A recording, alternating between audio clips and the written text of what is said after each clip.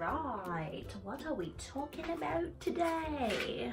Today's video is all going to be about goals and goal setting and how you can make them and how you can set yourself up to achieve them.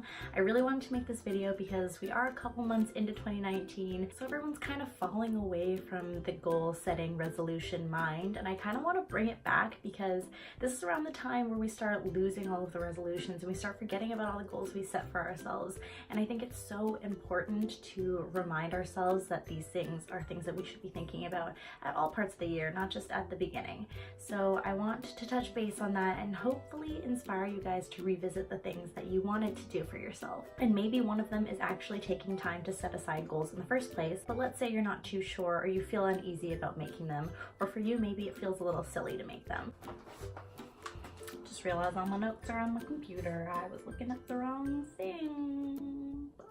The three things that I want to touch base on are why you should make goals, how you should be setting them, and things that you can do to achieve them. And hopefully by the end of this, you'll have some resources to set yourself up for a year full of achieving lifelong goals.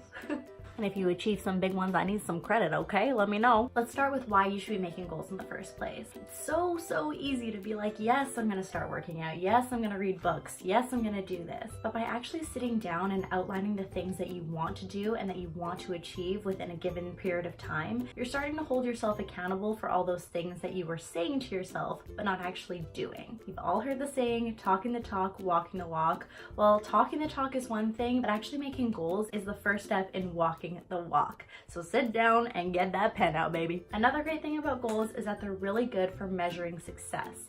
You can list them all out, think about when you want to achieve them, what you want to achieve, and look back on them and see how far you've come, how much you've grown, and what you still need to do to get there. It also makes all the things that you're doing in your life feel a lot more fulfilling and more valuable because you know that it's going to help you get to where you want to be. Another thing that goes hand in hand with making goals is making your vision. So your vision is how you expect your life to be in the future. What you picture your life to be, what you want to be doing, the people you want to be with, and all your goals should strive towards that vision of what your life should be. So whether or not you start with making goals or you start with a vision, they all kind of go hand in hand in creating the future that you want for yourself. And while I want you to be really present and feel really positive in today's life, we are always trying to set ourselves for a happy and fulfilling future. So by making goals and focusing on your vision of the future, you're able to set aside the time that you need in the present, hopefully doing things that you want to do if those are your goals and that is your vision, and it'll attribute to a content present while building towards a fulfilling future.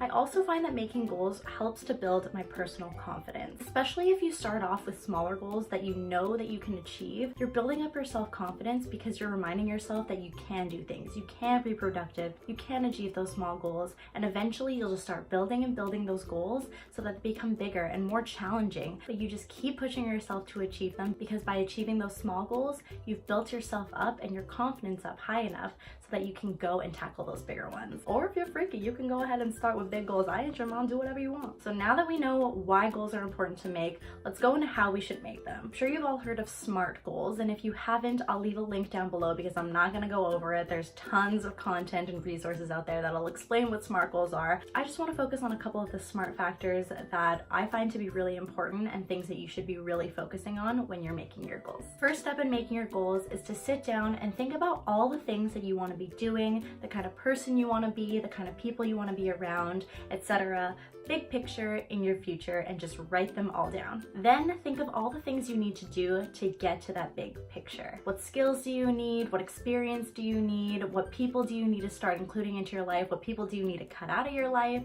All of those things, and write those down too. It is beneficial to write them down in priority order. So what are the things that are present, things that you really need to achieve right away in order to set yourself up for success?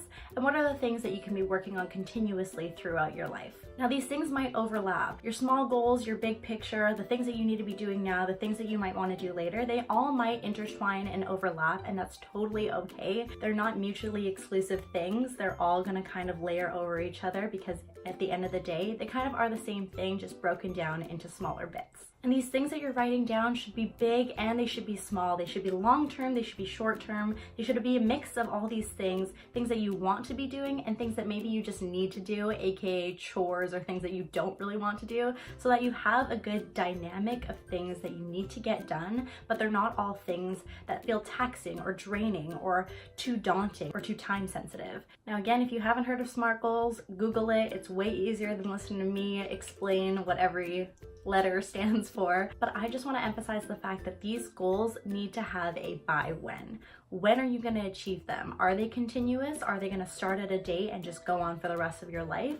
Or are you going to start at a date and end at a date? It's so important to write those down for you, because if you don't, the accountability is gone, the time sensitivity is gone, the drive and the motivation that you need for yourself is gone. Writing them down is one thing, but holding yourself accountable as to when you're going to complete them and when you hope to achieve them is another. A by when can change as well. It doesn't have to be set in stone. Only you can assess how far you've come and whether you need more time or whether you've done it faster than you expected yourself to. I know sometimes it's so daunting to put a date on things, because I don't know how long it's going to take for me to get a six-pack, you know? But at least give yourself a benchmark so that you know that you're working towards something at a specific time frame that is flexible to move back or forward depending on how fast you're working. Obviously, some things are more time sensitive, like if you want to get an application in, or you want to travel by a certain time, or you want to get a job at a certain time. But again, your goals should be dynamic. So some things may have those strict timelines and some things don't. Don't put too much pressure on making sure that everything aligns when they can be different. Your goals should also be really specific. It's one thing to say you want to read more, it's another thing to say you want to read 6 books a year. Making them specific is another factor in keeping yourself accountable to achieving them. It's the same thing as setting a by when, but instead you're being specific about what you want to achieve instead of when you want to achieve it by. And my last tip for how you should be setting goals is to not set an unrealistic number of goals. If we had unlimited time and unlimited resources, we would have a list that would go on and on and on of all the things that we wanted to do to become perfect humans.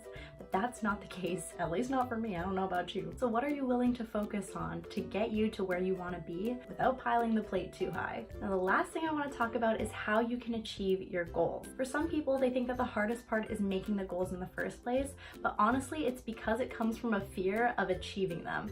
Once you set them down, you feel this pressure on yourself to achieve them, which is kind of the point and kind of why you should be writing goals in the first place, because nobody else is going to write them out for you. You're the only one that's going to be able to do that. But here are a few of the things that I find to be the most important in pushing yourself to achieve them once you've got the nerve to actually sit down and write them. Shout your goals to the world, and I mean scream it. I mean everybody who comes by, tell them what your goals are, no matter how annoying you think you're going to be. I've told you before that I work at Lululemon, and my goal is to work for the company at head office level. So everybody who comes into the store who says they work at head office, and honestly people who don't even work at head office, if it comes up in conversation, I will tell them that my goal is to be at head office in brand. I tell anybody who is willing to listen, and I'm telling you, it's gotten down to the point where I have a script that I'm willing to give, almost an elevator pitch, but not that aggressive. And the reason I'm telling you to tell everybody who is willing to listen pretty much is because one day that person is going to either be the person who's going to get you there or know a person who's going to get you there. Especially for a job case, if you come across the right person who either knows someone who's hiring someone or is someone who's hiring someone, chances are they're going to want to run into the person that they want to hire rather than have to go through a billion applications, rather than already have made a genuine connection with you, hopefully liked your personality, and saw your passion for where you wanted to go that fit perfectly with the position they were hiring for. At this point, I've probably told hundreds of people the things that I want to do with my life, and while it seems like a lot of people that I'm telling and a lot of failures in terms of them not giving me a job, I encourage you to keep doing it, because it doesn't take 100 people, it takes 1. So the more people you tell, the higher chances you have of that person having an opportunity that's going to fit perfectly with the goal that you told them. I started seeing the success of this in small increments.